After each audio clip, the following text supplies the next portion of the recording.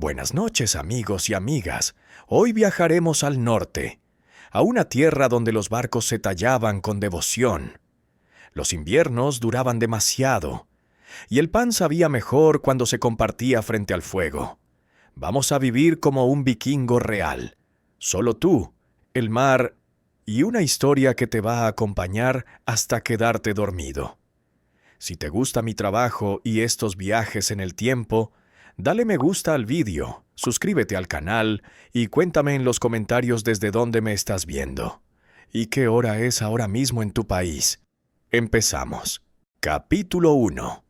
El amanecer junto a los fiordos. El aire es distinto en el norte. No es solo frío. Es un tipo de silencio. Un silencio que viene del mar, de los pinos, de las piedras cubiertas de escarcha. Un silencio que no molesta, pero que lo envuelve todo, como si los dioses aún no hubieran despertado. Abres los ojos mucho antes de que el sol toque la orilla. No porque alguien te haya llamado, sino porque tu cuerpo sabe que es hora. La luz todavía no ha llegado, pero la noche ya no es completa. Es ese momento intermedio, ese suspiro entre sombras y claridad, donde todo parece estar esperando. Te incorporas sobre la piel curtida que sirve de lecho. A tu lado tu hermano aún duerme. Respira despacio, con las manos cerradas como si soñara con espadas. Tu aliento forma nubes pequeñas frente a tu rostro. La casa aún está oscura, y solo se oye el crujido del techo de madera cuando el viento baja desde las montañas. Te vistes en silencio.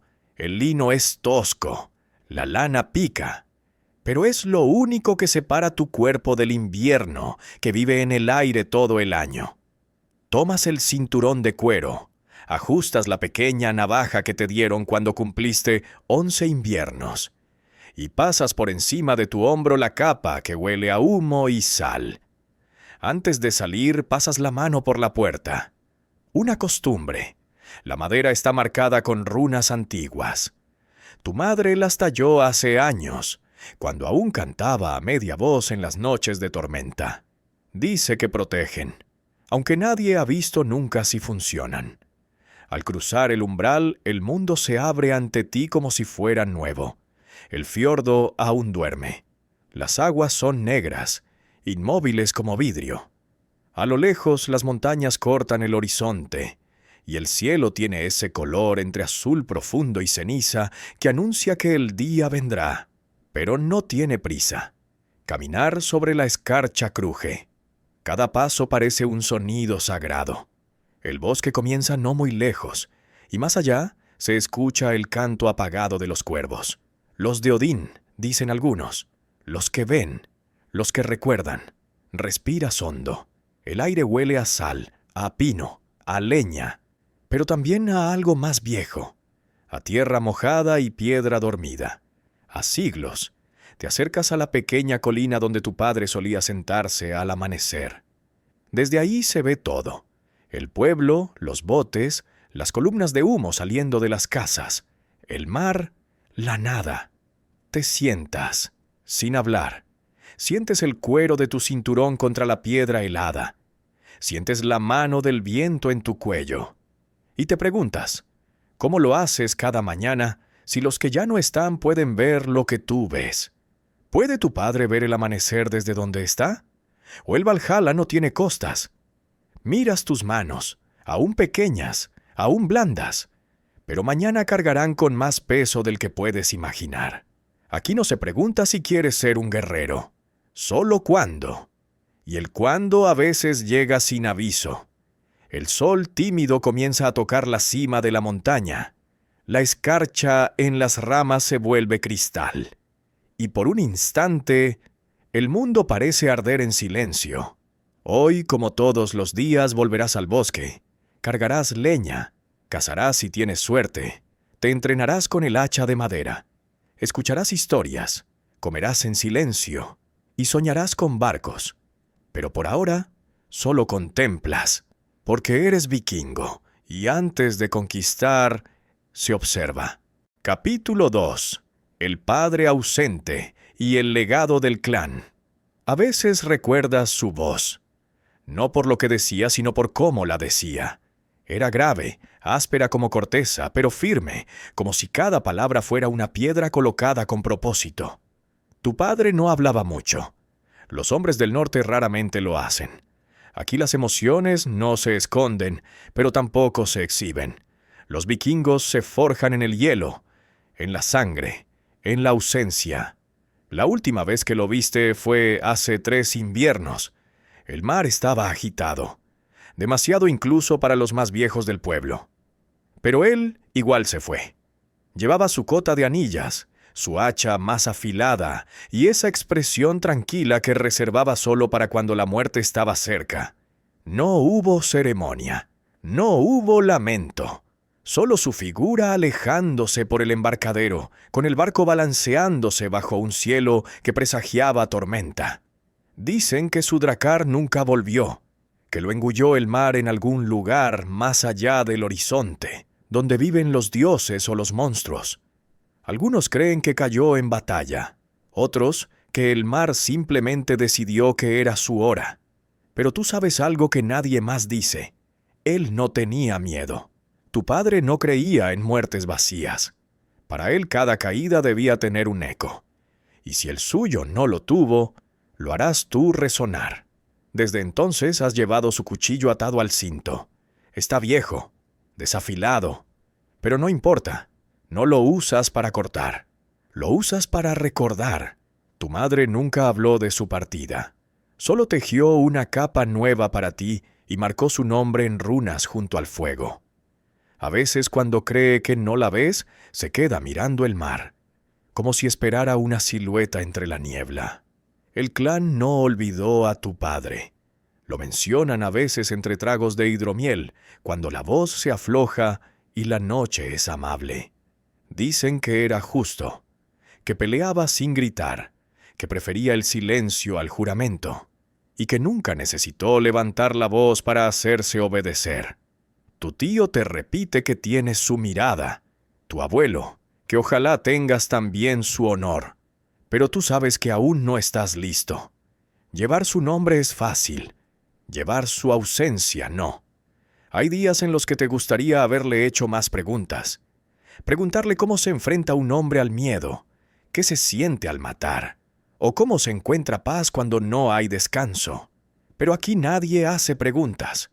Se aprende mirando, copiando, tropezando. Y si no tienes a quién copiar, debes inventarte el camino. Hoy, mientras limpias la empuñadura del cuchillo con un trapo viejo, piensas en esa frase que él solía decir cuando todo se ponía oscuro. No importa si tienes miedo. Lo importante es que el miedo te tenga a ti el menor tiempo posible. Y por un momento muy breve, es como si estuviera sentado a tu lado. Solo por un momento. Capítulo 3. El bosque, raíces, espíritus y fuego. El sol ha subido lo suficiente como para pintar de oro los troncos más altos del bosque. Pero el frío aún se aferra a la tierra, como si no quisiera ceder su trono. La humedad cruje bajo tus pasos, mientras avanzas entre árboles que te doblan en edad. Abedules blancos como huesos. Robles con cortezas que parecen escudos antiguos, y ramas tan altas que se entrelazan, dejando al cielo solo rendijas para colarse. El bosque no es solo un lugar donde se caza o se recoge leña. Para ti y para los tuyos es un templo. Uno sin techo, sin columnas de piedra ni altares, pero lleno de cosas que miran, aunque no las veas. Tu abuelo solía decir que aquí viven los Vetir, los espíritus de la tierra y del aire. No siempre buenos, pero siempre justos. Por eso, antes de cortar un árbol, susurras. No palabras, sino intenciones, como si pidieras permiso. Y antes de pisar el musgo húmedo, tocas el tronco más cercano. Una señal, un saludo, no porque tengas miedo, sino porque el respeto también es parte del valor. Te detienes en una pequeña zona abierta. Allí, entre piedras dispuestas en círculo, tu clan hace fuego cuando va al bosque. No es cualquier fuego. No se enciende sin motivo. Hoy llevas un puñado de corteza seca y un poco de resina de pino. Te agachas, colocas la leña como te enseñaron, soplas con calma. El humo se eleva lento, como si probara el aire antes de decidir si quiere ser llama. Y entonces prende. El fuego crepita. Y por un instante todo lo demás calla. Hasta los pájaros. Frente al fuego piensas en tus raíces. No las del árbol genealógico, sino las tuyas. Las que no se ven. Aquellas que te atan a esta tierra, a este bosque, a este frío, a esta lengua que suena como roca cayendo sobre roca. Sabes que vives en una tierra difícil, donde todo cuesta más, donde la belleza es dura y la muerte rápida. Pero también sabes que eso te forma, que este bosque, aunque callado, te está enseñando a ser paciente, a observar, a reconocer los sonidos. El susurro de un ciervo, el crujido de una rama, el canto lejano de los cuervos. Al lado del fuego colocas una figura tallada en madera, pequeña, con forma de cara tosca. La hiciste tú, con manos torpes pero sinceras. Es tu pequeño homenaje a Freyr, el dios de la fertilidad y los bosques. Tu madre dice que basta con dejarlo allí, que los dioses no piden grandes ofrendas, solo respeto. Y así lo haces. Te levantas, miras por última vez la figura. El fuego sigue encendido. El humo sube recto, sin desviarse. Eso es buena señal. De vuelta al sendero te detienes un momento. Cierras los ojos. Escuchas el viento entre las ramas. Y no sabes si fue solo una ráfaga, o si alguien, algo, te respondió. No importa. En el bosque las respuestas no siempre son palabras. Capítulo 4. El entrenamiento, dolor, orgullo y silencio. El sol ya cuelga alto sobre el pueblo, aunque su calor no logra derretir del todo el hielo pegado a las sombras. Tu estómago está medio vacío, pero no puedes pensar en eso ahora. Hoy toca entrenar. Como cada día, te reúnes con los demás cerca del embarcadero, donde la tierra es más firme y el viento no corta tanto. Están los de siempre, Ivar, el más rápido. Eric, que ya ha matado un ciervo solo con su cuchillo. Y Leif, que aún cojea por un golpe mal dado la semana pasada. No hay risas, no hay bromas. Solo ese cruce de miradas que lo dice todo. Si hoy caes te levantarás más fuerte. O no te levantarás y aprenderás. El entrenamiento no se parece a lo que imaginabas cuando eras más pequeño. No hay música, no hay grandes espadas brillando bajo el sol. Hay madera, tierra, sudor y a veces sangre. Empiezan con la lanza. La empuñadura roza tus palmas ya endurecidas, pero cada estocada te recuerda que aún eres lento. Luego, los escudos, pesados, toscos, cubiertos de marcas que cuentan historias que nadie narra, porque aquí los golpes se cuentan por cicatrices, no por palabras. Te enfrentas a Ivar, es mayor que tú, más fuerte, más confiado, pero tú ya no tienes miedo, solo concentración, cargas. Él esquiva, recibes un golpe en el hombro, no caes, respiras por la nariz, aprietas los dientes y avanzas otra vez. Esta vez conectas. No es un gran golpe, pero él lo nota, te mira y asiente. Ese gesto pequeño, casi imperceptible, vale más que 1000 elogios, porque aquí el respeto se gana así, un empujón a la vez. Después del combate toca cargar rocas, subir la colina con un tronco al hombro, practicar lanzamientos, caminar sobre barro, caerse, levantarse y repetir. Nadie se queja, nadie pregunta cuánto falta, nadie dice que duele, pero todos lo piensan. Al final del día tus brazos tiemblan, tu espalda arde y un hilo de sangre seca cruza tu ceja. Pero te sientes distinto, más firme, más real, como si algo dentro de ti, algo que antes dormía, comenzara a tomar forma. No eres guerrero aún, pero vas camino a serlo. Y eso es suficiente por hoy. Capítulo 5. Las historias en la casa larga. La luz del atardecer ya apenas toca los tejados cuando entras en la casa larga. Dentro, la temperatura cambia como si cruzaras un umbral invisible. El calor del fuego lo envuelve todo, y el humo denso sube en espiral hacia la abertura del techo, mezclándose con el olor de la madera quemada, la lana húmeda y la sopa de cebada que alguien ha dejado al borde del hogar. Hay voces, sí, pero en tono bajo. Conversaciones rotas por el chisporroteo de las brasas. La gente ya ha cenado. Algunos mastican los últimos trozos de carne seca. Otros simplemente se acurrucan en silencio, mirando las llamas como si buscaran algo dentro de ellas. Te acomodas junto a tu hermano, cerca del anciano que va a hablar esta noche. Es un hombre ya encorvado, con una barba gris como el cielo de invierno y los ojos casi cerrados, pero con una voz que aún retumba cuando quiere. Le llaman Björn el Silencioso, y curiosamente es el que más historias conoce. Cuando habla nadie interrumpe.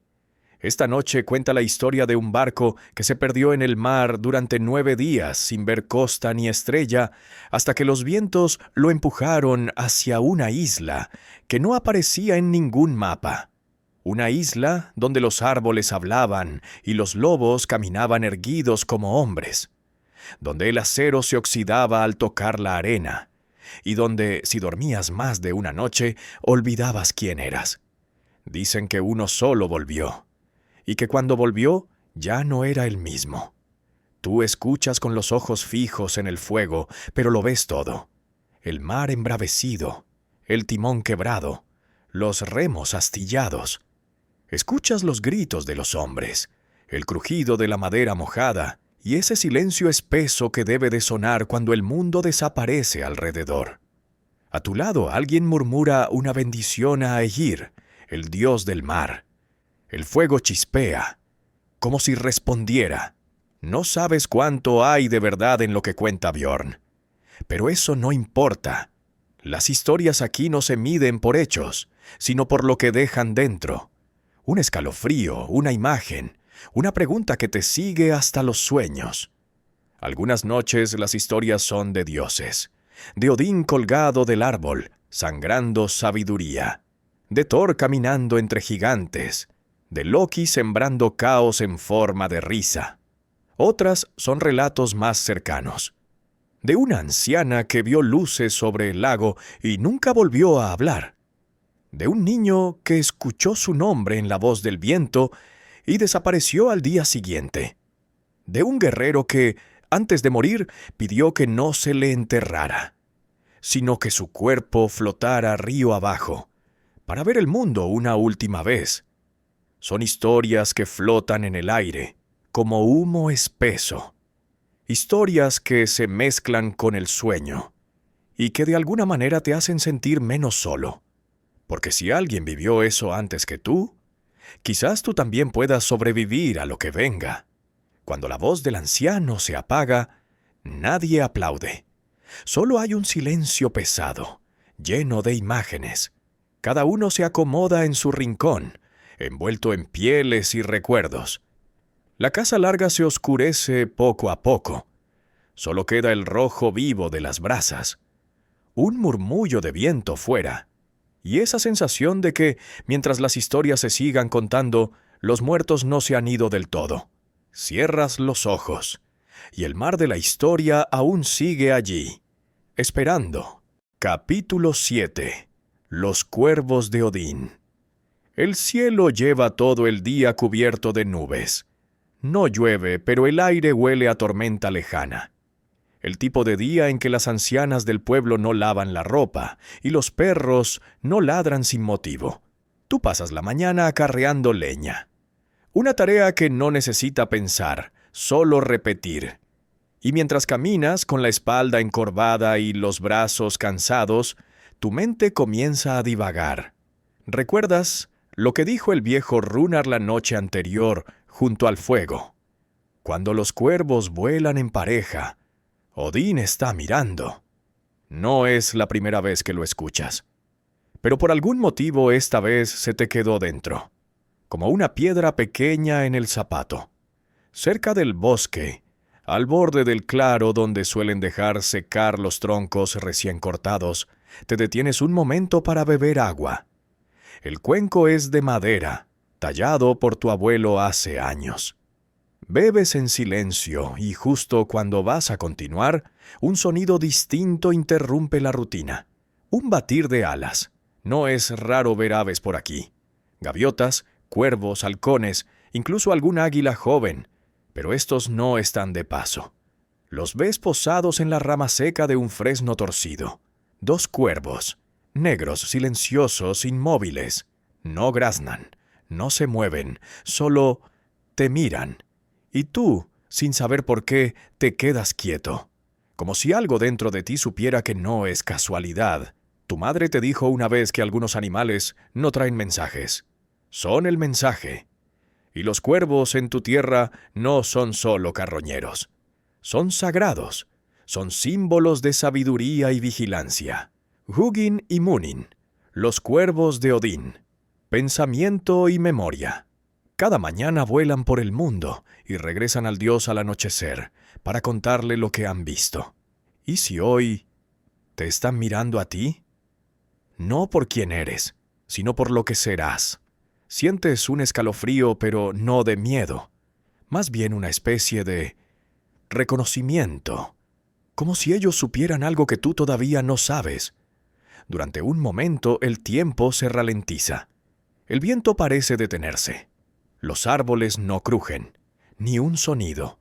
Solo esos ojos negros, fijos en ti, y un presentimiento que no sabes explicar, pero que se queda contigo mucho después de que los cuervos extienden las alas y vuelan hacia el cielo gris. Regresas al pueblo sin prisa. La leña pesa, pero el cuerpo está acostumbrado. Lo que no se acostumbra tan fácil es la idea de que algo, alguien, allá arriba te está observando. Y tal vez, solo tal vez, ha comenzado a interesarse por ti. Capítulo 8. Primera sangre bajo la nieve. El invierno llegó más temprano de lo que todos esperaban. Primero fueron las noches más largas, luego el aliento que se hacía visible incluso dentro de casa, y al final, la nieve. Silenciosa, persistente, cubriéndolo todo con esa calma blanca que lo vuelve todo más lento, más serio. La aldea entera se adaptó rápido. Las pieles más gruesas salieron de los cofres, las reservas de sal y carne seca se organizaron en grandes cestos, y la rutina cambió como cambia el curso de un río cuando se hiela su cauce. Ya no había entrenamientos al aire libre. El bosque, antes lleno de sonidos, ahora parecía dormido. Pero nadie estaba ocioso. Ni los niños, ni los ancianos, ni tú. Esa mañana habías salido con tu hermano mayor a revisar las trampas que dejasteis cerca de un riachuelo helado. Era parte del deber, una forma de ayudar. Caminar por la nieve te agotaba rápido, pero lo hacías sin quejarte. El silencio era denso, interrumpido solo por el crujido de las botas hundiéndose y el zumbido lejano del viento entre los árboles desnudos. No era un viaje largo. Solo cruzar el claro, bajar por la ladera, llegar a la zona de cazadores. Todo tranquilo, hasta que algo cambió. No fue un grito, ni un sonido claro. Fue más bien una sensación, como si el aire se hubiera tensado de repente. Tu hermano alzó la mano, te indicó que te detuvieras. Y tú, sin preguntar, lo hiciste. Del otro lado de la ladera, entre los arbustos cubiertos de escarcha, se movía algo. O alguien. Lo siguiente ocurrió muy rápido. Un ciervo joven salió disparado, herido, con una flecha clavada en un costado. Tras él 2 figuras desconocidas. No eran de tu aldea. Llevaban ropa rara, capas más oscuras, rostros cubiertos. Uno de ellos, al verte, gritó algo en un idioma que no reconociste, y lanzó una piedra. Tu hermano respondió con su cuchillo en la mano, sin dudar, y tú simplemente corriste. No por cobardía, sino por instinto. Corriste hacia la trampa más cercana, la que tú mismo habías colocado 3 días antes. El primero de los desconocidos cayó en ella. Un lazo enredado en el tobillo, una rama doblada que lo alzó de un tirón. Quedó suspendido, gritando, mientras tu hermano forcejeaba con el otro. No sabías qué hacer. Tenías una lanza corta en la espalda. Nunca la habías usado contra alguien real. Tus manos temblaban. Pero entonces viste al hombre levantar una piedra para golpear a tu hermano. Y no pensaste. Solo actuaste. Corriste. Gritaste. Clavaste la lanza con todas tus fuerzas en su costado. Y todo se detuvo. El hombre cayó de rodillas, luego de lado. Tu hermano respiraba con dificultad, su abrigo desgarrado pero vivo. Tú te quedaste quieto. Miraste tu mano. Sangre. No tuya. Caliente, oscura, pegajosa. Tu lanza había atravesado carne. Habías herido, o tal vez matado. No sabías qué se suponía que debías sentir. Orgullo, miedo, nada. Todo a la vez. La nieve alrededor comenzaba a teñirse de rojo. Esa noche frente al fuego no contaste la historia. Tu hermano tampoco. Solo dijiste que encontraste la trampa rota y que el viaje había sido difícil. Tu madre te miró a los ojos. No dijo nada, pero supo que algo había cambiado en ti. Y tenía razón. La primera vez que se cruza el umbral, ya no hay vuelta atrás. Capítulo 9. El juramento y la cicatriz. Pasaron días desde aquella mañana en la nieve, pero el recuerdo no se borra. Ni el golpe seco del cuerpo al caer, ni la sensación del arma saliendo de la carne, ni el silencio que vino después, más pesado que cualquier grito. No hablaste de ello con nadie, ni con tu hermano, ni con tu madre, y sin embargo el mundo parecía haberse dado cuenta. Algunos te miraban distinto, más serios, como si por fin entendieran que ya no eras un niño. Otros bajaban la voz cuando pasabas. Y a ti no te molestaba. Habías cruzado una frontera invisible. La herida en tu brazo, pequeña, apenas un rasguño que no recordabas haberte hecho, se había inflamado. Tu madre la lavó con agua de tomillo, la cubrió con un trapo de lino limpio y murmuró una oración en voz baja. No era grave, pero dejaría marca. Y tú lo sabías. Esa cicatriz se quedaría contigo. Un recuerdo grabado en la piel. El anciano del clan, un hombre de espalda arqueada y ojos nublados por los años, pidió verte. No solía hablar con los jóvenes, excepto cuando llegaba el momento de un cambio importante. Te recibió junto al fuego, en la parte más antigua de la casa larga. Te ofreció un cuenco de hidromiel, y tú lo tomaste sin decir palabra. Dices poco, dijo él, observando cómo bebías. Pero tus ojos cuentan suficiente. Guardaste silencio. El primer derramamiento de sangre, continuó, no siempre es justo, ni siempre es necesario, pero cuando llega, no se olvida. Entonces tomó una piedra, lisa, negra, con un grabado apenas visible. Era una runa, Tiwaz, la runa del dios Tyr, dios del sacrificio, de la ley y del valor silencioso. La colocó en tu mano.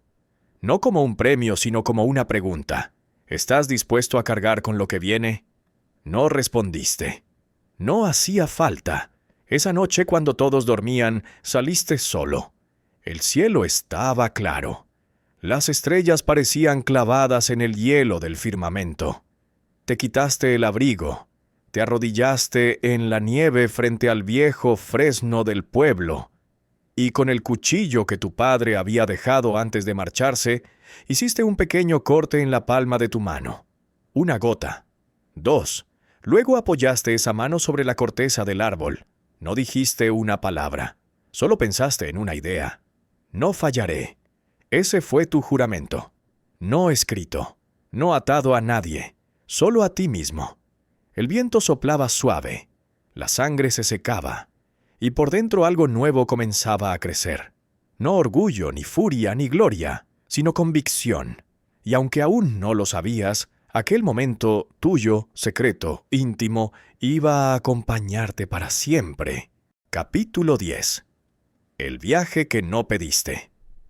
La mañana en que todo cambió comenzó como cualquier otra.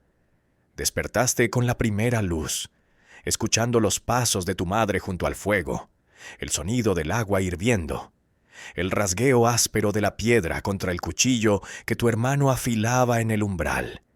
La nieve se había derretido un poco en los caminos, y los techos escurrían gotas lentas que caían como un metrónomo perezoso. Todo parecía en orden, y sin embargo, había algo distinto en el aire, una tensión que no podías explicar, un silencio entre los saludos, miradas más largas de lo normal. Después supiste por qué. Un mensajero había llegado al amanecer, un joven de otra aldea, empapado, con el rostro pálido y la voz entrecortada. Dijo que los barcos del sur se estaban moviendo. Dijo que habían visto columnas de humo, que algunas granjas no respondían, que uno de los clanes vecinos hablaba de saqueadores y de traición. El consejo de los ancianos se reunió al instante, y en cuestión de horas todo cambió. No hubo ceremonia, ni despedidas largas. Tu hermano fue uno de los primeros en levantar la mano, no por valentía, aunque la tenía, sino por necesidad. Vuestra familia era pequeña, y la aldea no tenía hombres de sobra. Él partía al amanecer, con un grupo reducido, apenas una docena de guerreros, enviados a investigar lo que ocurría más allá del fiordo. Tú no estabas en esa lista, no eras lo bastante mayor, no habías navegado antes, y sin embargo, esa noche tu hermano entró en la casa larga, te miró a los ojos, y sin decir nada te tendió su cuchillo, el mismo que había llevado desde joven, el que usó en la nieve, el que había afilado esa misma mañana. Lo entendiste de inmediato. No era un regalo, era un aviso y una petición. A las pocas horas un nuevo grupo fue formado. No guerreros, exploradores, hombres jóvenes, resistentes, con buen oído y ojos atentos. Gente capaz de moverse sin ser vista, de enviar señales, de encontrar caminos seguros para los barcos si las rutas principales caían. Ahí entraste tú, no por fuerza, sino por lo que habías demostrado, coraje callado. No tuviste tiempo de asimilarlo, solo de preparar un petate, un abrigo, una cuerda, una antorcha, algo de pan duro. Tu madre te abrazó. No dijo cuídate ni vuelve pronto. Solo apretó los labios y te tocó la frente con la suya. Eres de los que regresan, te dijo. Y eso fue suficiente. La niebla cubría el fiordo cuando abordaste el barco. La madera crujía. El timón estaba agrietado. Las velas olían a sal vieja. Y el mar oscuro como una promesa. Te sentaste junto a otros que tampoco hablaban mucho. Los remos comenzaron a hundirse en el agua. Y tu aldea se fue alejando, volviéndose una mancha borrosa detrás de la espuma. No sabías qué ibas a encontrar, pero sí sabías esto. Ya no eras el mismo que ayer, y a partir de ese día, el viento y el mar serían tu única casa. Capítulo 11. El mar que devora nombres. El primer día en el barco fue soportable. La costa aún estaba cerca. La línea de árboles todavía visible entre la niebla, como si los dioses te ofrecieran una última oportunidad de mirar atrás. Los hombres bromeaban en voz baja. El olor del mar era fuerte pero familiar. Las velas tensas, los remos constantes. Todo parecía tener orden, ritmo, pero al segundo día todo cambió. El viento se volvió errático. Las nubes bajaron, cubriendo el mundo como una manta sucia. El cielo se volvió gris, luego negro, luego algo peor, sin color. El mar comenzó a hablar en un idioma que no habías escuchado nunca.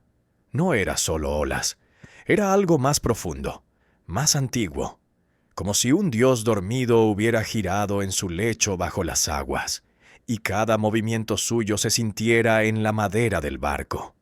La tripulación dejó de hablar. Los ojos antes firmes ahora miraban hacia el horizonte con ansiedad. Nadie decía la palabra, pero todos la pensaban.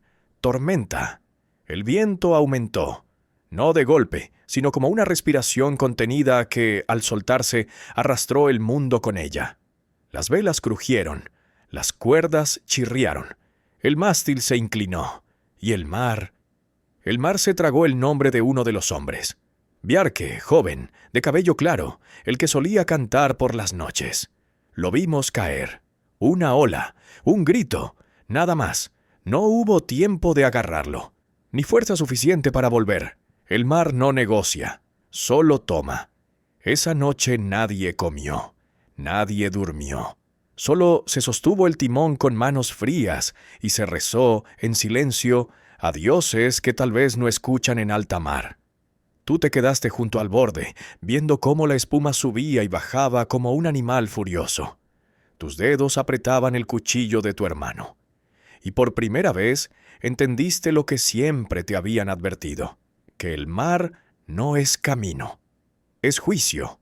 Por la mañana el viento cesó, no por piedad, sino por cansancio. El mar se calmó, pero algo en la tripulación había cambiado. Había uno menos, y los demás lo sabían. Nadie volvió a pronunciar el nombre de Bjarke, no por olvido, sino por respeto, porque el mar, como la guerra, devora nombres para recordar los silencios. Y en ese silencio, el viaje continuó. Capítulo 12. El fuego en tierra enemiga. El sol no brillaba cuando llegasteis. Solo un resplandor opaco, pálido, oculto tras nubes bajas. El tipo de luz que no calienta, que apenas sirve para distinguir formas entre el vapor del mar y el humo del día anterior. El barco se acercó a la costa en silencio. No había gritos, ni cuernos, ni señales de victoria. Solo remos hundiéndose en el agua uno tras otro, como si el mar aún pesara sobre los brazos. A tierra llegasteis pisando con cautela, como si cada piedra pudiera ser trampa. Era una aldea pequeña, o lo que quedaba de ella. Las casas de madera estaban ennegrecidas por el fuego. Algunas aún humeaban. No había cuerpos, ni vivos ni muertos, solo ausencias, puertas abiertas, utensilios esparcidos, una muñeca de trapo caída en mitad del camino. Todo indicaba que alguien había llegado antes que vosotros, y que nadie había resistido lo suficiente para dejar testimonio. Tu grupo avanzó con las armas en la mano, los escudos levantados, los pasos lentos, pero no había sonido, ni viento, ni cuervos, solo ese silencio incómodo que aparece después de la violencia, cuando el mundo aún no decide si llorar o quedarse callado. Tu líder, un hombre de voz gruesa y barba entrecana, ordenó revisar las casas. Tú entraste a una que parecía más entera que las demás. Dentro el aire olía a humo y leche agria. En la esquina un brasero apagado. En la pared una figura tallada en madera, un símbolo cristiano. Y sobre la mesa, algo escrito en una lengua que no entendías, en tinta negra, apresurada, como si las palabras hubieran sido volcadas en el último momento. No dijiste nada, solo saliste con el estómago revuelto y la sensación de que los ojos del bosque os estaban mirando. El grupo se reagruparía cerca del pozo central. Uno de los exploradores encontró huellas recientes, pies pequeños, ligeros, sin botas, posiblemente mujeres, niños, pero también otras huellas, pesadas, profundas, claveteadas, soldados, romanos, dijeron algunos, mercenarios, dijeron otros. Pero en realidad no importaba quién, solo que alguien había cruzado esta tierra antes, y que lo había hecho con fuego y sin piedad. El jefe habló. No hemos venido a morir, solo a saber. Pero todos sabían que la muerte ya había hablado primero. Esa noche no hubo fuego, ni canciones, ni historias, solo vigilancia. Y ese extraño pensamiento que te rondaba sin cesar. ¿Y si no hemos venido a ver, sino a ser vistos? Porque a veces no llegas a una guerra. A veces La guerra te está esperando. Capítulo 13. El regreso del hermano. Regresaste a la aldea justo cuando el sol comenzaba a bajar. Esa luz anaranjada y dorada que atraviesa los árboles y lo vuelve todo más antiguo, más hermoso. Las casas, con sus tejados cubiertos de musgo, parecían más pequeñas, más tranquilas.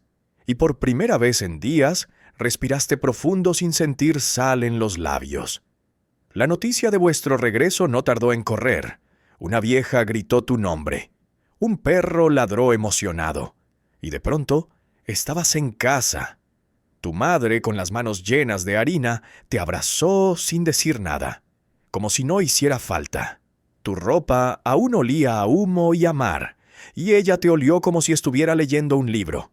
Y justo cuando pensabas que la jornada no podía mejorar, lo viste. Allí, junto al granero, quitándose el barro de las botas con un palo. Tu hermano mayor. Más flaco, sí. Más serio, tal vez.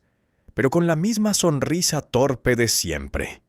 «Tú también volviste», le dijiste. «¿Tú también creciste?», te respondió. Y sin más chocaron los antebrazos, como los hombres del norte hacían. Ni lágrimas, ni gestos largos. Solo ese tipo de reencuentro que no necesita ceremonia. Por la noche comieron en familia. Sopa de cebada, pan duro, pero no tanto como recordabas, y un pequeño trozo de pescado seco, que alguien había traído desde otro poblado. Tu hermano habló poco, pero sus ojos contaban historias. Rutas nuevas, aldeas escondidas. Un comerciante que viajaba con piedras brillantes y decía que venía del sur del sur. Y tú escuchabas con atención, como si el mundo de pronto fuera más grande que el fiordo donde creciste. Antes de dormir te sentaste junto al fuego. Tu hermano sacó algo de su bolsa. Una piedra negra, con forma irregular. Del fondo de una montaña, dijo. Caliente por dentro, incluso en la nieve. No sabías si te estaba tomando el pelo o si era cierto. Pero la guardaste como si fuera mágica. Y así pasaste esa noche, escuchando historias medio ciertas, medio inventadas, y deseando que algún día alguien volviera a casa y te escuchara a ti contando las tuyas. Capítulo 14. El juicio de los dioses. A la mañana siguiente el cielo estaba despejado. Raro para esa época del año. Ni niebla ni nubes, solo un sol suave que no calentaba mucho, pero al menos no molestaba. Perfecto para algo importante. «Hoy se hace el juicio», dijo tu madre mientras colocaba pan en una cesta. ¿Juicio de qué? De los dioses, claro. No era un juicio como los que imaginabas. Nadie iba a golpearte ni a preguntarte si eras culpable. Más bien, era una tradición antigua. Una forma simbólica de demostrar que eras uno más del clan, y que los dioses no tenían que preocuparse por ti. Se hacía una vez al año, después del regreso de los barcos. Una especie de mezcla entre ritual, juego y prueba de madurez. Y tú estabas en la lista. Primera prueba, la del equilibrio. Tenías que caminar sobre un tronco suspendido entre dos barriles de cerveza. Si caías, no pasaba nada. Solo que los ancianos se reían y alguno te llamaba pez de río durante una semana. No caíste, pero estuviste cerca. «Buen intento», te dijo tu hermano con media sonrisa, aunque tu pierna parecía que bailaba sola. Segunda prueba, la del juicio de aroma. Sí, así como lo oyes. Un viejo del clan te acercaba una mezcla de hierbas, pescado seco, grasa de foca y otras cosas que era mejor no identificar. Tenías que adivinar al menos 3 ingredientes. ¿La lógica? Si tu nariz funcionaba, eras buen cazador. Fallaste en 2. Acertaste 1 por suerte. Ajo salvaje. Los ancianos se miraron entre ellos. Uno dijo, «Bah, al menos no es completamente inútil», y te guiñó un ojo. Tercera prueba, la de la historia inventada. Frente a todos tenías que contar una historia de algo que supuestamente viviste en el bosque o en el mar. Tenía que sonar creíble, pero no ser real. Te pusiste de pie. Pensaste rápido. Y contaste la vez que casi te secuestra un espíritu del lago, pero lo engañaste ofreciéndole una piedra mágica, que en realidad era solo una papa. Hubo risas. Una anciana aplaudió. Y uno de los niños te miró con asombro como si fueras un skald legendario. «Este tiene futuro», dijo uno de los viejos, mientras se servía más cerveza. Al final del día, todos los participantes se sentaron alrededor del fuego. Los que pasaron las pruebas recibían una pequeña trenza de cuero que se ataba al cinto. Era el símbolo de haber sido aceptado por el clan y por los dioses. Te la entregó tu madre. La colocó sin palabras, pero su sonrisa decía todo lo que necesitabas. Esa noche comiste mejor que nunca. Pan caliente, cordero asado, bayas en miel. Te acostaste con el estómago lleno, la cara sonrojada por el fuego, y una única frase rondándote en la cabeza. «Ya no soy un niño». Capítulo 15. Viaje a la aldea del este. Pasaron algunos días desde el juicio. Todo había vuelto a su ritmo habitual. Reparar herramientas, cortar leña, recoger hierbas, y de vez en cuando escuchar a algún anciano contar una historia que probablemente se estaba inventando sobre la marcha. Pero entonces llegó la noticia. El clan del este, al otro lado de los bosques helados, preparaba un mercado de otoño. Y tú estabas entre los elegidos para ir. No por ser el mejor guerrero, claro, ni el más fuerte, pero alguien necesitaba ayudar a cargar el carro, y al parecer eras lo suficientemente útil y lo suficientemente prescindible al mismo tiempo. Un honor, según dijeron. El viaje comenzó al amanecer. 3 hombres, un carro de madera crujiente, 2 caballos algo testarudos y tú. El bosque del este no era igual al de tu aldea. Los árboles eran más altos, más finos. El musgo lo cubría todo, como si alguien lo hubiese pintado con una brocha gigante de color verde oscuro. A veces se escuchaban pájaros. Otras veces cosas que probablemente no querías saber qué eran. «Si escuchas ramas romperse detrás de ti», dijo uno de los hombres, «probablemente es solo un alce, o algo peor». Luego sonrió, y tú fingiste que no te afectaba. Al tercer día llegasteis. La aldea del este era distinta. Las casas eran redondas en vez de alargadas. Tenían techos de barro, no de madera, y todos parecían hablar como si tuvieran una canción en la boca. Te recibieron con una mezcla de hospitalidad y desconfianza. No eras enemigo, pero tampoco eras familia. «Son del norte», murmuraban algunos, como si eso ya fuera una descripción completa. Pero bastaron unas monedas, un trozo de pan compartido y una historia bien contada para que las miradas cambiaran. Especialmente cuando les contaste tu historia del espíritu del lago y la papa mágica. Rieron, mucho, y uno incluso dijo que deberías quedarte y trabajar como narrador. El mercado no era como imaginabas. No solo vendían cosas, intercambiaban rarezas. Un comerciante tenía piedras que brillaban en la oscuridad. Otro ofrecía perfumes hechos con resina y raíces. Había quien vendía mapas, dibujados con símbolos que nadie entendía. Y un niño intentó venderte una rana que canta solo cuando va a llover.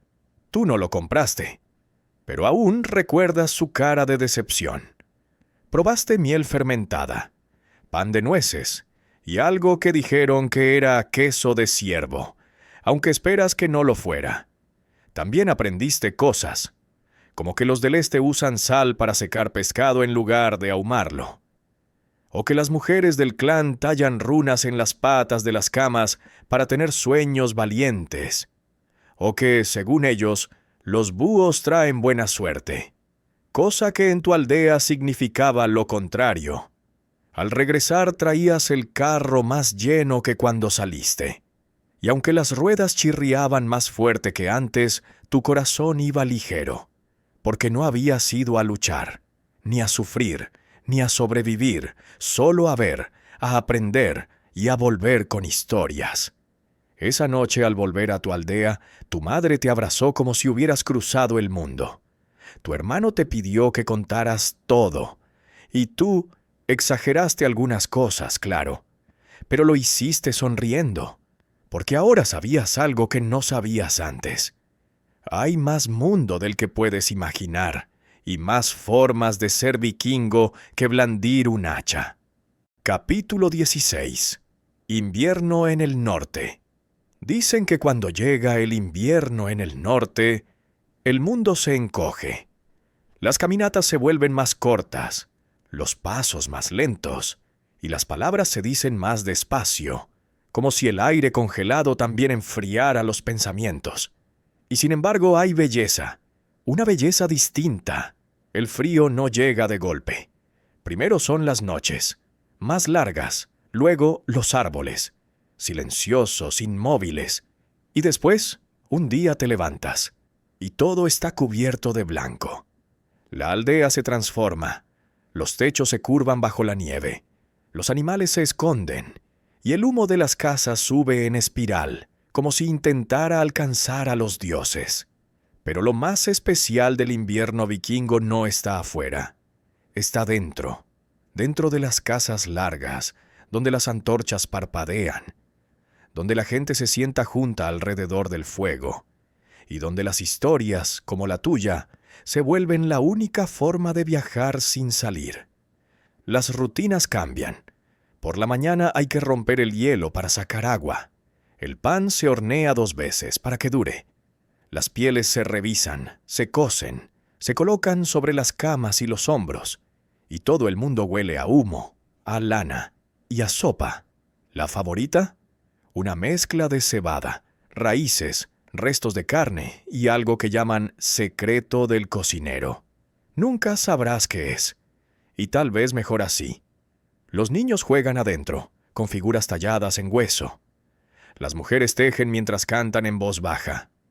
Los hombres arreglan herramientas, tallan cuchillos o simplemente piensan, porque el invierno en realidad es una pausa.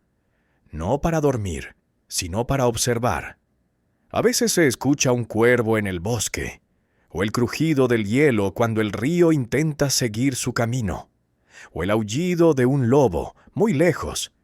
Pero casi siempre lo único que se escucha es el chisporroteo del fuego y una voz contando algo, una historia de cuando alguien vio un gigante en la montaña, o cuando un barco regresó con una vela pintada de rojo, o de una promesa que se hizo en primavera, y aún no se ha roto.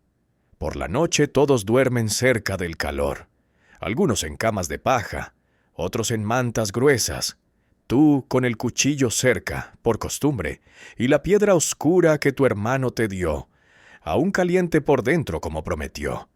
El invierno no es enemigo, no es castigo, es solo una estación para recordar y para preparar el alma, porque cuando la nieve se derrita, el mundo volverá a moverse, y tú con él. Capítulo 17. Las historias de los Skalds. La nieve seguía cubriendo los tejados. Los días eran cortos, y las noches infinitas. Pero eso no importaba, porque los Skalds ya habían llegado. No tenían uniforme, ni corona, ni armadura. Solo una bolsa con pergaminos enrollados, un pequeño arpa colgando de la espalda, y una lengua afilada como una lanza. La aldea los recibía con respeto, a veces incluso más que a los guerreros. Los guerreros matan, pero los Skalds hacen que no se olviden, dijo una vez tu abuelo. Y tenía razón. El más famoso de ellos era un hombre delgado, con barba larga y dedos manchados de tinta. Nadie sabía su nombre real. Le llamaban simplemente Boca de Cuervo. Contaban que había viajado desde las montañas del oeste y que sabía contar historias sin repetir una sola palabra durante 3 días seguidos. Exageración, claro, pero cuando hablaba todos callaban. En las noches más frías la gente se reunía en la casa larga. Se apagaban las luces menos necesarias, Solo quedaban el fuego, el murmullo del viento y su voz. Hubo una vez un Dios que perdió su sombra. Comenzaba. Y desde ahí todo era posible. Los Skalds no leían. Recordaban. Llevaban las hazañas de sus ancestros en la cabeza. Historias de drácars que navegaban hacia el fin del mundo. De guerreros que luchaban contra tormentas. De mujeres que curaban con cantos y de dioses que se disfrazaban de mendigos para poner a prueba a los humanos. Pero no todo era grande y épico. También contaban cosas pequeñas. Cómo un perro una vez salvó a un niño del hielo. Cómo un anciano construyó una balsa solo para ver el sol más allá del fiordo. O cómo una joven tejió un mapa del mundo en una manta. Punto por punto. Esas historias no estaban en los libros. Estaban en las voces.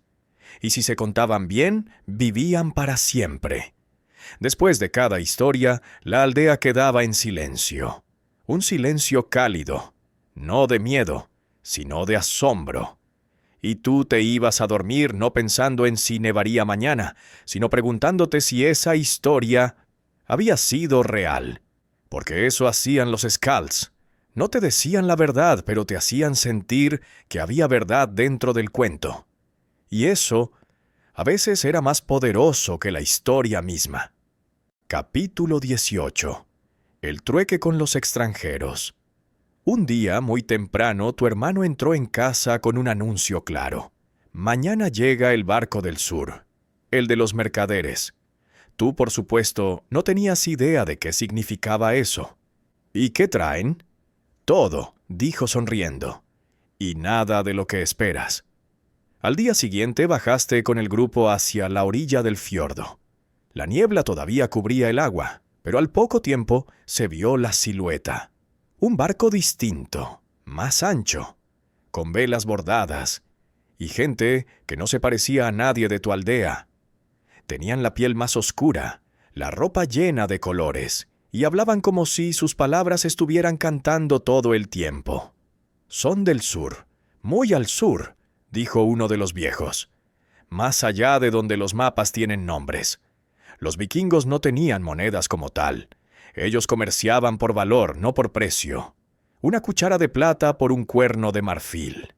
Un espejo pequeño por un saco de pieles. Un pedazo de cristal azul a cambio de un barril de arenques. ¿Justo? ¿Injusto? Depende de cuánto te guste el color azul. Uno de los mercaderes te mostró algo increíble. Una pieza de seda tan fina que pasaba entre los dedos como agua. Nunca habías tocado nada igual. A cambio, pidió una piedra de ámbar tallada en forma de pez que tu padre guardaba desde joven. No se la diste. Pero lo pensaste. Otro ofrecía un líquido en botellas pequeñas. Dijo que era vino, de una ciudad llamada Bizancio. Tú le diste un sorbo. Y casi escupes. Era fuerte, dulce, extraño, como beber fuego con azúcar. Uno se acostumbra, dijo tu hermano riendo. Pero lo mejor fue el trueque no planeado. Un mercader vio a una niña de la aldea con una muñeca tallada en madera. La miró como si fuera un tesoro. Y le ofreció a cambio un amuleto de metal dorado, con símbolos extraños. La niña aceptó, y desde entonces no se la volvió a ver sin ese collar. ¿Qué significa?, le preguntaste.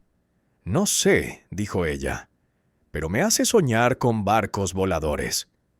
La jornada de trueque duró hasta que el sol se escondió. Hubo risas, discusiones, canciones mal cantadas y un anciano que intentó venderle a los extranjeros el mejor aire del norte, atrapado en un saco vacío. Todavía no sabes si era broma. Cuando el barco se fue, la aldea quedó más colorida. Algunos tenían capas nuevas, otros objetos que nadie entendía. Y tú, un pequeño espejo de cobre en el que por primera vez viste tu propia cara con claridad. No parecías más fuerte, ni más sabio, pero sí distinto. Tal vez porque ese día entendiste algo importante. El mundo no termina donde termina tu aldea. y no hace falta conquistar todo para conocerlo. A veces basta con hablar o intercambiar una cuchara por una historia.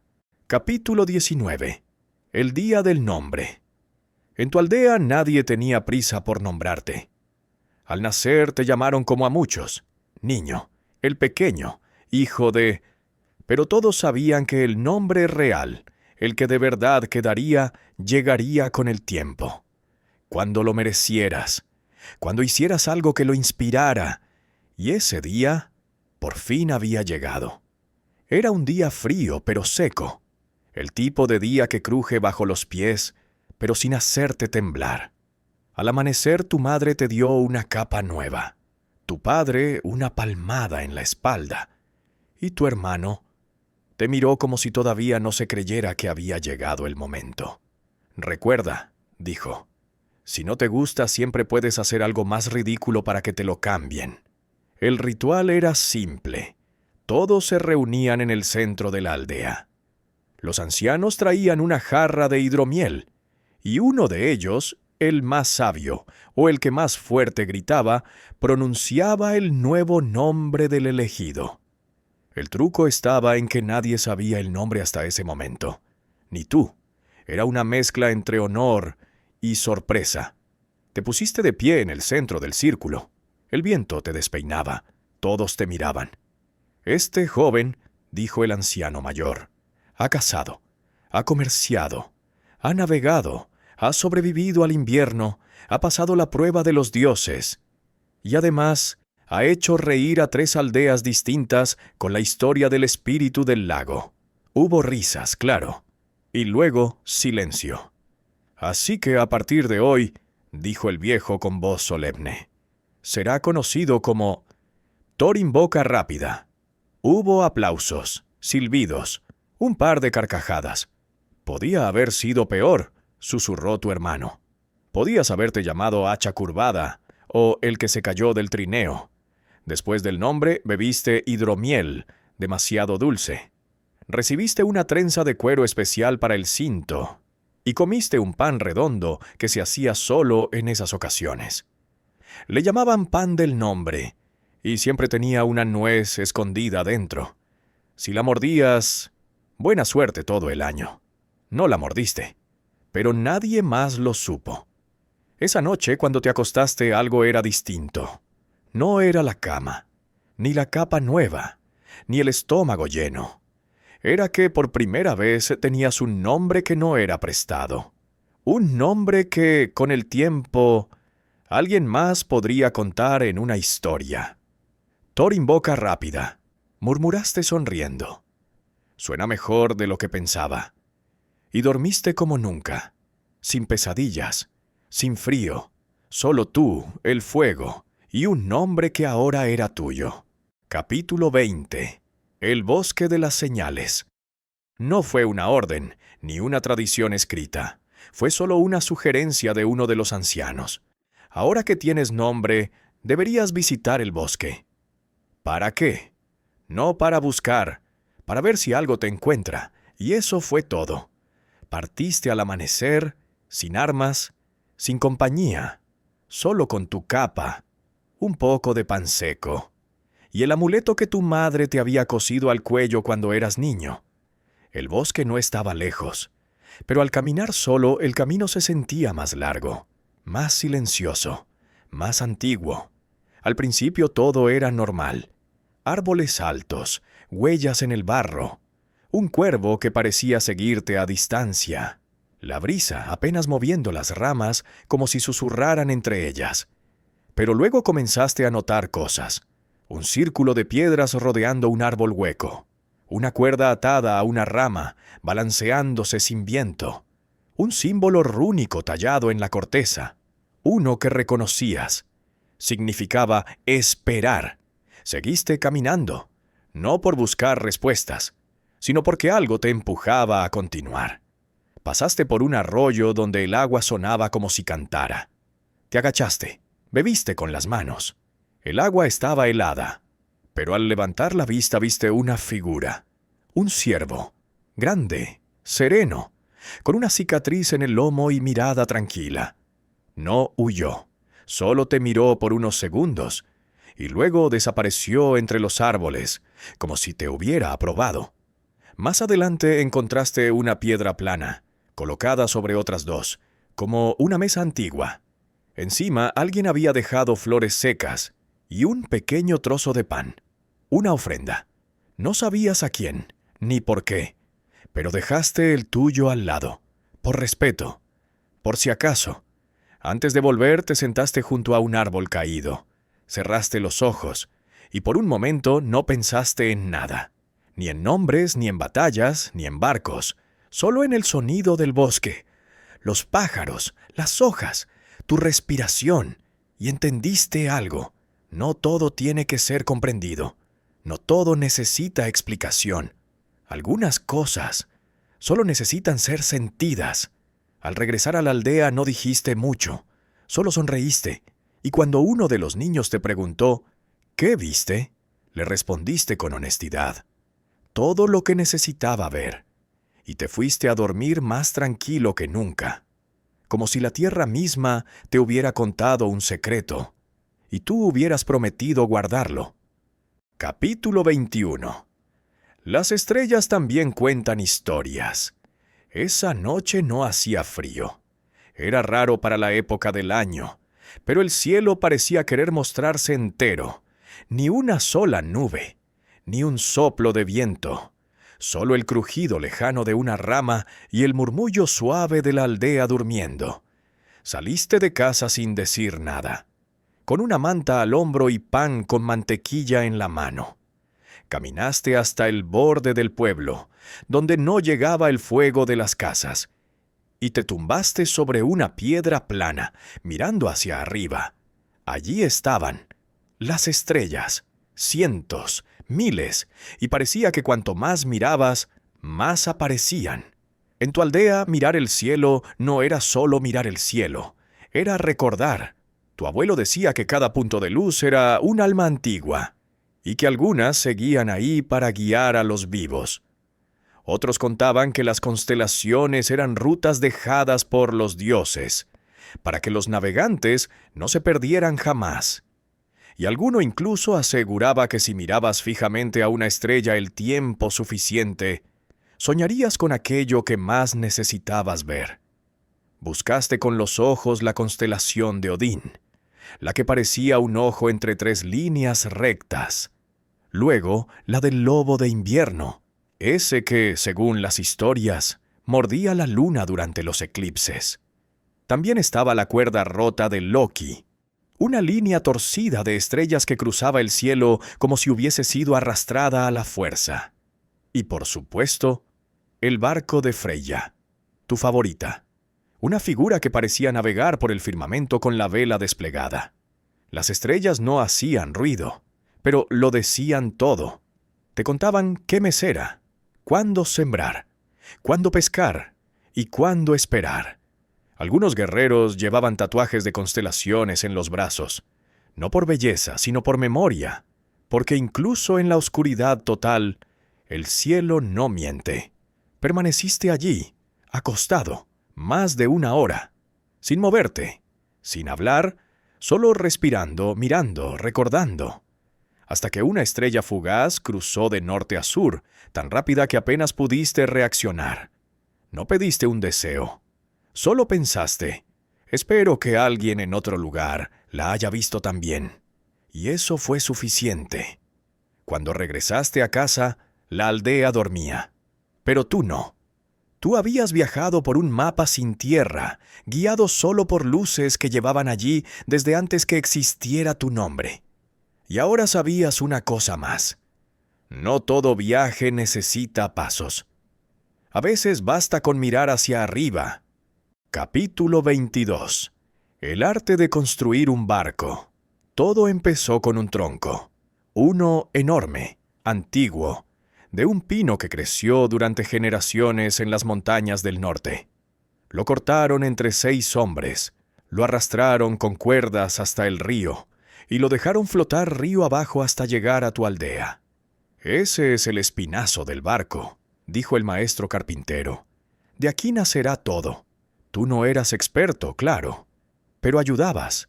Recogías herramientas, barrías astillas, mezclabas brea. Y mientras lo hacías, aprendías. Los vikingos no usaban planos. Usaban memoria y tradición. El maestro carpintero no necesitaba medir. Sabía cuánto debía curvar cada costilla, cuando una tabla era demasiado húmeda, o cómo doblar la madera con vapor sin partirla. Había un lenguaje secreto entre los constructores.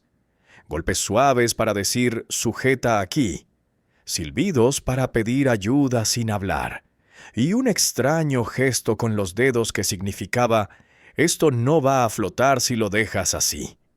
Pero todo tenía su orden, su ritmo, su respeto. El mástil no podía colocarse en cualquier momento.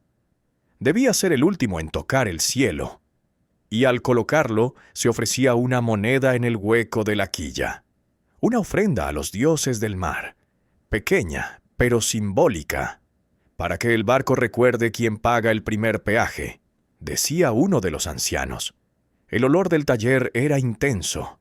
Madera recién cortada, resina caliente, humo de brea y sudor, claro, porque construir un barco no era cosa de dioses. Era cosa de muchos hombres, mujeres y días de trabajo. A veces al anochecer el maestro se sentaba en el borde del casco y simplemente observaba. «¿Qué miras?», le preguntaste una vez. «Nada», respondió. «O quizá, estoy esperando que me digas si está listo». Y entonces lo entendiste. Los barcos también hablan. Solo hay que escucharlos. Pasaron semanas. Tablas, clavos, remos. Cantos bajos para mantener el ritmo. Bromas. Golpes de martillo. Y un día, ahí estaba. El barco. Completo. Majestuoso. Como un dragón dormido esperando el primer trueno. Se hizo una ceremonia sencilla. Sin grandes palabras. Solo un cuenco de cerveza. Una oración corta y un cuervo tallado en la proa. «Para que vea más lejos que nosotros», dijeron. Cuando lo empujaron al agua, todos contuvieron la respiración. Y luego flotó, como si siempre hubiera pertenecido al mar, como si nunca hubiera sido árbol. Esa noche el barco dormía amarrado. Y tú no podías dejar de mirarlo. No porque fuera hermoso, sino porque sabías que dentro de ese casco iban historias que aún no habían ocurrido. Y quizá, con suerte, una de esas historias sería la tuya. Capítulo 23. Primera navegación. El barco ya estaba en el agua, esperando, moviéndose apenas como un animal tranquilo. Y tú, ahí de pie, con las manos húmedas, y el corazón latiendo con una mezcla perfecta de emoción y miedo. ¿Listo?, preguntó el capitán. Mentirías si dijeras que sí. Pero asentiste, porque había cosas que uno no estaba listo para hacer, hasta que las hacía. Subir al barco fue como entrar en otro mundo. La cubierta crujía bajo los pies. Las sogas colgaban con vida propia. Los remos aún dormidos esperaban al borde, como brazos gigantes plegados, y en medio, tú, rodeado de mar. Al principio no hubo viento. Los remeros empujaban con ritmo. Un canto grave los acompañaba. Tú no lo conocías, pero pronto lo tarareaste también. Golpe, empuje, respiración. El barco se deslizaba sin protestar. Y entonces, el viento llegó. Primero una brisa, luego un empujón más decidido. Las velas se inflaron y el sonido cambió por completo. El barco dejó de arrastrarse y comenzó a volar. Miraste hacia atrás. La costa se hacía pequeña. La aldea invisible. Solo el humo lejano te decía que aún existía. Pero al frente, todo era mar. Te dijeron que no miraras demasiado al horizonte, que eso mareaba a los nuevos. Pero no pudiste evitarlo. El mar no era azul, ni verde, era movimiento. Un color líquido, siempre distinto, siempre vivo. Y cada ola era una historia no contada. Pasaron horas, quizá más. No sabías cuánto. El tiempo en el mar no se cuenta como en tierra. Sabías que era de día, que el sol estaba más arriba. Pero eso era todo, porque en ese momento solo existían 3 cosas: el barco, el mar y tú. Comiste pan duro, bebiste agua tibia y compartiste una historia con el hombre que estaba al remo frente a ti. No recuerdas su nombre, pero recuerdas su risa.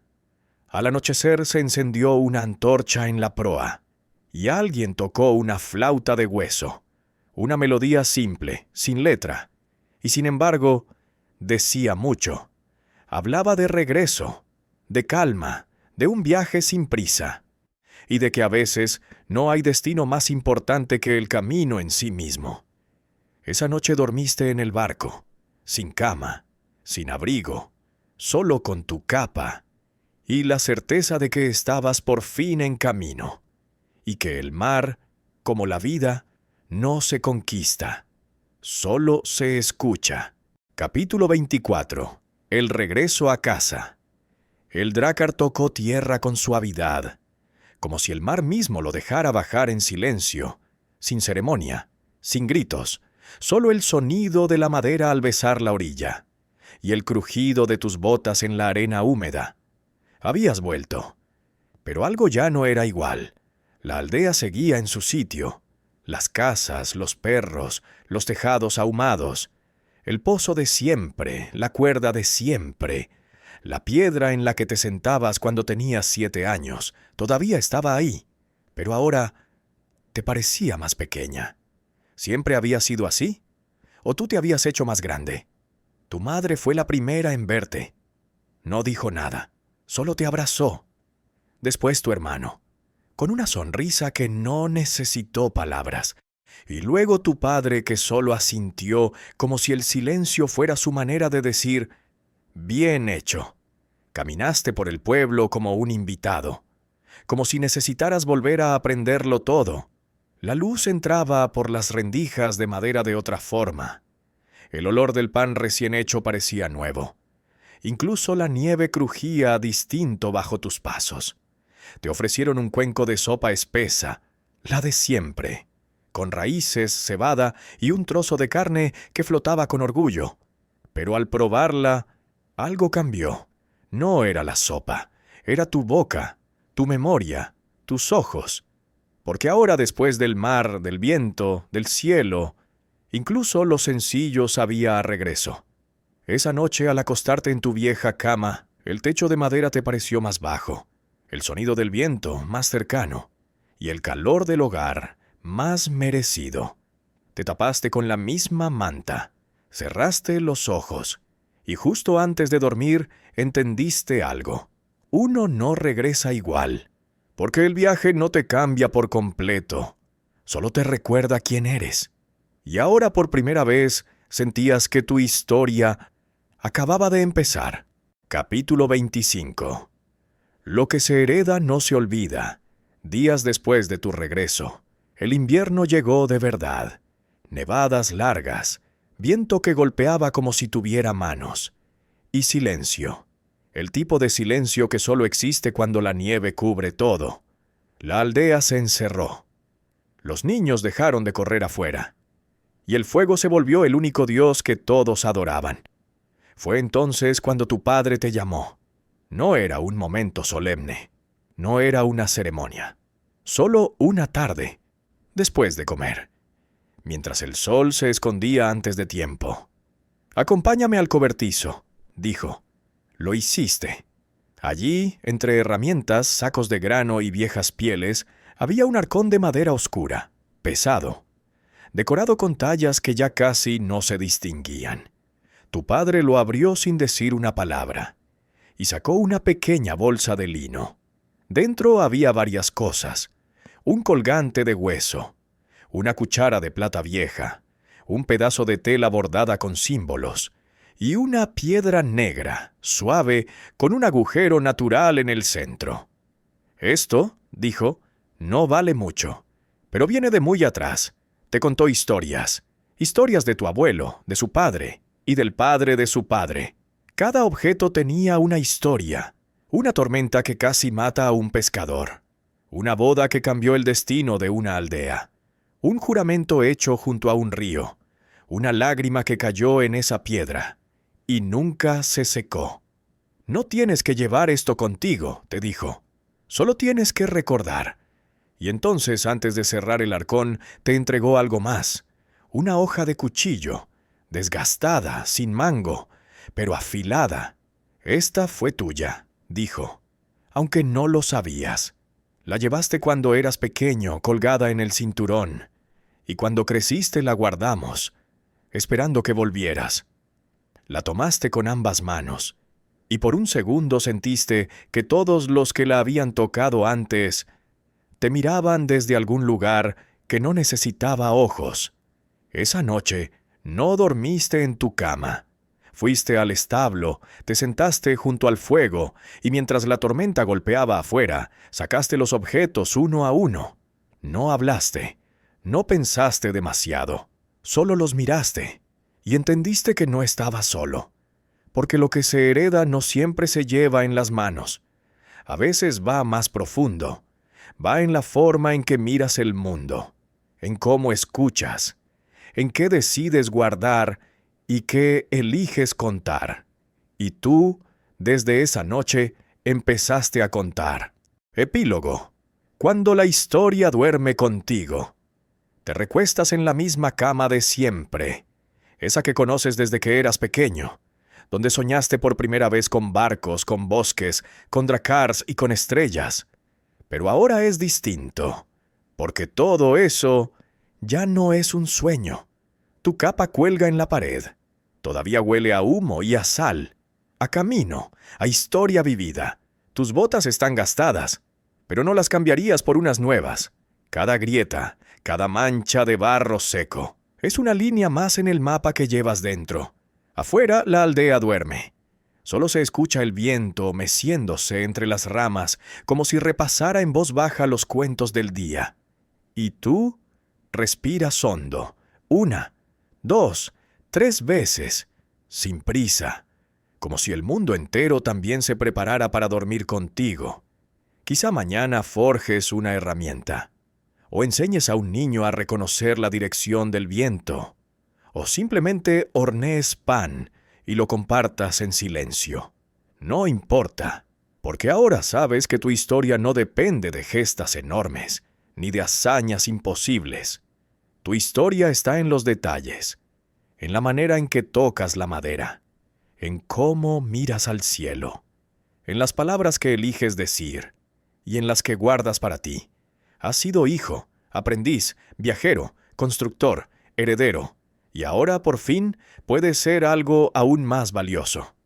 Descanso, una pausa, una calma larga como una noche de invierno, donde las brasas iluminan sin quemar, y el cuerpo se rinde, tranquilo, al único lugar que siempre ha sido suyo, el sueño.